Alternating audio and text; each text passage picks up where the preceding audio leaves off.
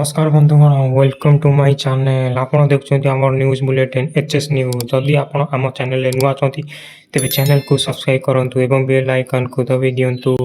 चलंतु आरंभ करिबा आजिर बड़ खबर। भारत सुरक्षा क्षेत्र में आउ एक बड़ पदक्षेप। फ्रांस रु अत्याधुनिक राफेल युद्ध विमान क्रय प्रक्रिया को भारत सरकार आगु बढ़ाई। ଏହି ନିଷ୍ପତ୍ତି ଭାରତୀୟ ସେନାର ଶକ୍ତିକୁ ଆହୁରି ବୃଦ୍ଧି କରିବ ବୋଲି ମନେ କରାଯାଉଛି। ଭାରତ ପୂର୍ବରୁ ରାଫେଲ ବିମାନକୁ ସଫଳତାର ସହିତ ବ୍ୟବହାର କରୁଥିବା ବେଳେ ବର୍ତ୍ତମାନ ଅଧିକ ସଂଖ୍ୟାରେ ଏହି ବିମାନ କ୍ରୟ କରିବା ପାଇଁ ପଦକ୍ଷେପ ନିଆଯାଇଛି। ରାଫେଲ କାହିଁକି ଏତେ ଚର୍ଚ୍ଚାରେ ଆସନ୍ତୁ ଜାଣିବା। ରାଫେଲ ହେଉଛି ବିଶ୍ୱର ସବୁଠାରୁ ଆଧୁନିକ ଯୁଦ୍ଧ ବିମାନ ମଧ୍ୟରୁ ଗୋଟିଏ। ଏହା ଆକାଶରୁ ଶତ୍ରୁ ବିମାନକୁ ଟକ୍କର ଦେବା ସହିତ ଭୂମି ଏବଂ ସମୁଦ୍ର ଉପରେ ମଧ୍ୟ ନିଗୁଣ ଆକ୍ରମଣ କରିପାରେ। ବିଶେଷଜ୍ଞ ମତରେ ଏହି ବିମାନର ଉନ୍ନତ ରାଡାର ବ୍ୟବସ୍ଥା, ଅତ୍ୟାଧୁନିକ ମିସାଇଲ ଏବଂ ଉଚ୍ଚ ଗତି ଭାରତକୁ ଏକ ବଡ଼ ସାମରିକ ଶକ୍ତି ପ୍ରଦାନ କରିବ। ଭାରତ ପାଇଁ କେତେ ଗୁରୁତ୍ୱପୂର୍ଣ୍ଣ ସେ ଜାଣିବା ମଧ୍ୟ ଅଛି। ଚୀନ ଓ ପାକିସ୍ତାନ ସହିତ ସୀମାରେ ବିଭିନ୍ନ ସୁରକ୍ଷା ଚ୍ୟାଲେଞ୍ଜ ରଖିଥିବା ବେଳେ ଭାରତ ନିଜ ସାମରିକ କ୍ଷମତାକୁ ଲଗାତାର ମଜବୁତ କରୁଛି।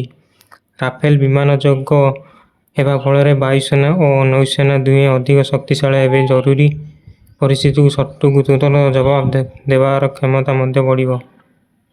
ଘଣ୍ଟା ପ୍ରତି ଏହା 2000 କିଲୋମିଟର ଅଧିକ ବେଗ, ଦୀର୍ଘ ଦୂରତାର ମିଶନ ସଫଳ କରିବା କ୍ଷମତା, ଆଧୁନିକ ମିଟର ଏବଂ ସ୍କାଡ୍ ମିସାଇଲ, ଦିନ ଓ ରାତିରେ ସମାନ ଭାବରେ ଅପରେସନ, ଏକା ସମୟରେ ଅନେକ ଲକ୍ଷ୍ୟକୁ ଟ୍ରାକ୍ କରିବା କ୍ଷମତା ଏହି ରାଫେଲର ବିଶେଷତା ରହୁଛି।